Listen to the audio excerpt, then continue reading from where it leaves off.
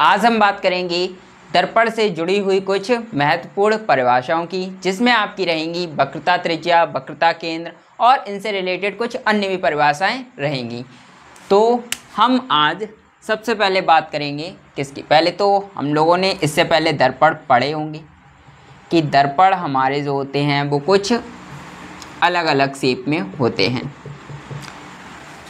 और एक हमारा कुछ इस शेप में होता है। ये हम अभी बात कर रहे हैं दर्पण की, क्योंकि पहले आपको इसकी कंडीशंस भी तो देनी होगी ना कि दर्पण हमारा कैसा रहेगा, तब फिर हम इसके अंदर की बात करेंगे। क्या तो एक दर्पण हमारा, ये दोनों देखो आप गोल से ही मिलकर बने हुए हैं। किससे? गोले से ही मिलकर बने हुए। तो ये हमारा जो होता है वो होता है उत्तल दर्पण। ये हमारा कौन सा होता है? उत्तल।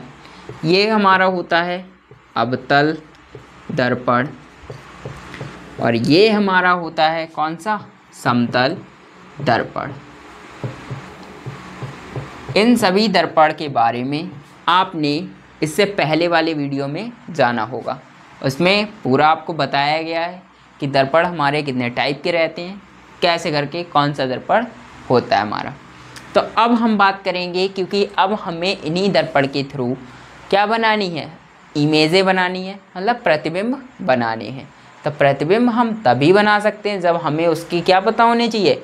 रूल्स पता होने चाहिए, क्योंकि बिना रूल्स के हम चीज़ों को फॉलो नहीं करा सकते। कैसे करके? आपको अगर रूल नहीं दिए जाएं तो आप कोई सी भी चीज़ कहीं भी लगा दोगे, किसी को उठा के कहीं शिफ्ट कर दोगे, तो ऐसा थोड़ा नहीं होता है।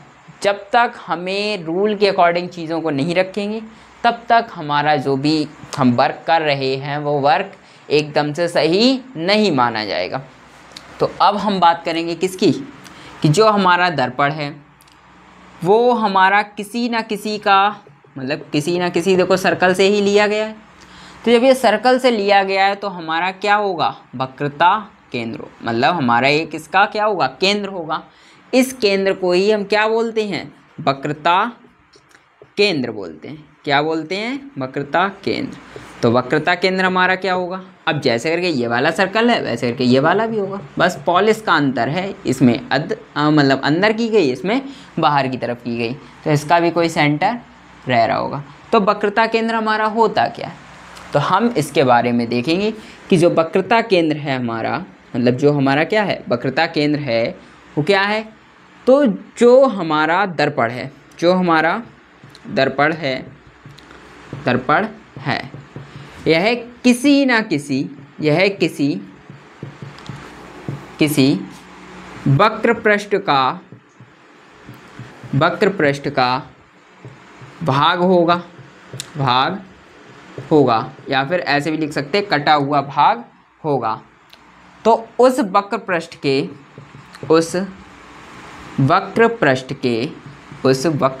के केंद्र को, किसको? केंद्र को वक्रता केंद्र, मतलब वक्रता केंद्र कहते हैं। इतनी बात हुई क्लियर कि वक्रता केंद्र हमारा क्या होगा? कि जो हमारा वक्र है उस वक्र का हमने कोई एक पार्ट काटा होगा। वक्र हमारा वो होता है जो हमारा गोला कैसा होना चाहिए? खोखला होना चाहिए। तो खोखला गोला हमारा वक्र कहलाता है। तो वक्र का जो हमारा भाग है कौन सा हुआ? कटा हुआ। अब जो ये कंप्लीट वक्र होगा ना, मतलब जो हमारे पास कंप्लीट खाली वाला गोला होगा, खोखला गोला, उसका कोई ना एक सेंटर पॉइंट रह रहा होगा। तो सेंटर पॉइंट होगा वही हमारा क्या कहलाएगा? वक्रता केंद्र कहलाएगा। इसको हम कैपिटल C से रिप्रेजेंट करते हैं। कैपिटल C से हम क्या करते हैं? प्रदर्शित करते हैं।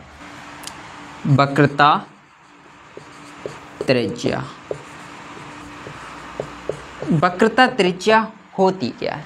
तो वक्रता त्रिज्या हमारी, अब देखो हमने जो भी एक हमारे पास, क्योंकि सबसे पहले हमने जो दर्पण बनाया होगा उस दर्पण को बनाने के लिए हमारे पास क्या होना चाहिए? एक कांच का खोखला गोला होना चाहिए। अब गोला हम कब, गोला हमारा ऐसे ही तो बन नहीं सकता। गोला बनाने के लिए हमें उसकी कुछ ना कुछ रेडियस लेनी पड़ेगी, मतलब हमें उसकी क्या लेनी पड़ेगी? त्रिज्या लेनी पड़ेगी। जब तक आपके पास एक त्रिज्या की डिस्टेंस नहीं होगी तब तक आप गोला नहीं बना पाओगे। तो हम वक्रता त्रिज्या के लिए क्या लिखेंगे, हम वक्रता त्रिज्या के लिए लिखेंगे कि खोखला गोला, या फिर हम बोल सकते हैं कि वक्र पृष्ठ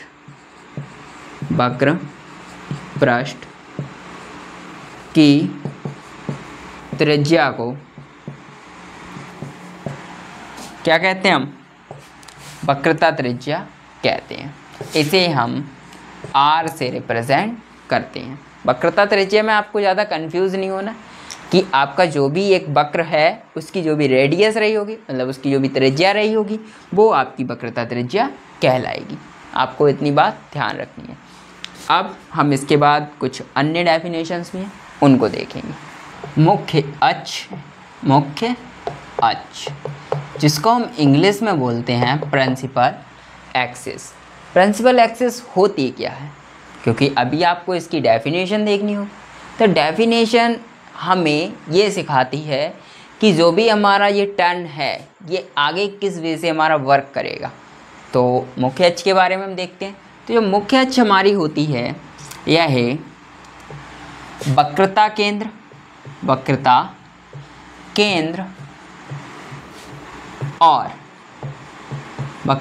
और किसके बीच में, तो मुख्य या फिर वक्रता केंद्र और दर्पण के ध्रुव के बीच, ध्रुव पोल ऑफ मिरर बोलते हैं इसको, दर्पण के ध्रुव के बीच एक सीधी रेखा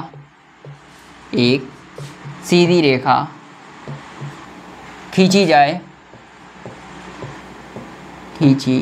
जाए, वो हमारी क्या कहलाती है, मुख्य अक्ष कहलाती है। तो मुख्य अक्ष क्लियर कि नहीं, तो नहीं क्लियर, अभी देखो करवा देते हैं।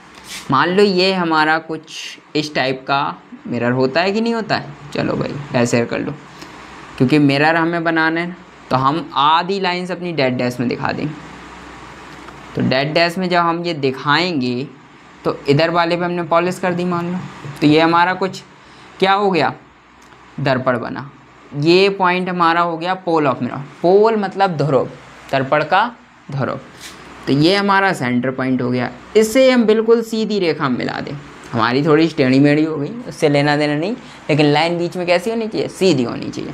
वो हमारा कहलाएगा क्या, प्रिंसिपल एक्सिस, मतलब मुख्य अक्ष हमारी कहलाएगी। ये सी हो गया, ये पी हो गया।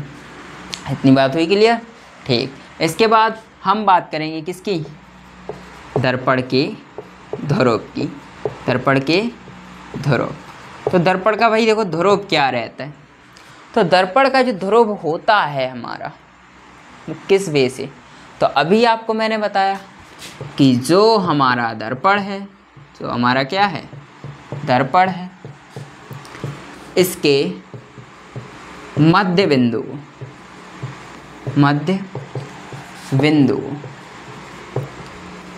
को क्या कहते हैं हम, दर्पण का ध्रुव कहते हैं। ये बात आपको ध्यान रखनी है, क्या कि जो हमारा दर्पण का ध्रुव रहता है वो हमारा जो भी दर्पण है इस टाइप से, इसका जो मिड पॉइंट रहेगा, मान लो ये 10 सेंटीमीटर का है हमारा दर्पण, तो इसका जो 5 सेंटीमीटर पे बन जाएगा क्या, इसका दर्पण का ध्रुव बन जाएगा। इतनी बात हुई क्लियर, ठीक है भाई। इसके बाद हमारा मुख्य अक्ष हो गया, दर्पण का ध्रुव हो गया। अब और भी बहुत सारी चीज़ें होती हैं क्या, जो हमें आगे किस में वर्क आएंगी, प्रतिबिंब बनाने में काम में आएंगी, क्योंकि अभी हमें आगे प्रतिबिंब बनाना भी सीखना है। तो हम बात करेंगे अब किसकी, फोकस, वो भी कौन से वाले की, मुख्य फोकस की। तो मुख्य फोकस हमारा देखो भाई क्या होता है, तो मुख्य फोकस होता है कि जब भी प्रकाश की किरणें, प्रकाश की या आप डाल रहे हो किरणें वो वाली, तो जब भी प्रकाश की किरणें क्या हो, परावर्तन के बाद, परावर्तन, क्योंकि अभी हम परावर्तन ही पढ़ रहे हैं, तो परावर्तन के बाद जिस बिंदु पर मिलती हैं, जिस बिंदु पर क्या करती हैं, बिंदु पर मिलती हैं या प्रतीत होती हैं। कैसी? या मिलती हुई प्रतीत होती हैं, या मिलती हुई प्रतीत होती हैं, वो हमारा क्या कहलाएगा? वो हमारा कहलाएगा मुख्य फोकस। तो इतनी बात आपको ध्यान रखनी है कि मुख्य फोकस हमारा क्या कहलाएगा? जो भी हमारी प्रकाश की किरणें होंगी वो परावर्तन के बाद किसी पॉइंट पर इंटरसेक्ट करेंगी, किसी पॉइंट पर मिलेंगी। तो जिस पॉइंट पर वो मिलेंगी वो पॉइंट हमारा कहलाएगा मुख्य फोकस। अगर मिल नहीं रही हैं तो हम ज़बरदस्ती मिला देंगे। हम तो इंसान ठहरे, ना हुआ तब भी ज़बरदस्ती मानो, ठीक है, इमेजनरी बनाओ। मतलब अगर आपकी वास्तव में इमेज नहीं बन रही है तो आप आभासी बना दो। बात क्लियर? तो हमें अगर मिलती हुई मिल जाएंगी तो अच्छी बात है, नहीं मिलती हुई मिलेंगी ज़बरदस्ती मिला देंगे नेक्स्ट वे में, मतलब अभी नहीं, अगले वाले वीडियो में मिलाएंगे। तो मुख्य फोकस हो गया हमारा। अब इतनी चीज़ें रखते हैं हम इस वाले वीडियो में, बाकी का आपको इमेज बनाना सिखाएंगे हम अपने अगले वाले वीडियो में। तो आप इसी के साथ अगर आपको ये सब चीज़ें समझ आई हो, अच्छा लगा हो, तो वीडियो को लाइक ज़रूर करें।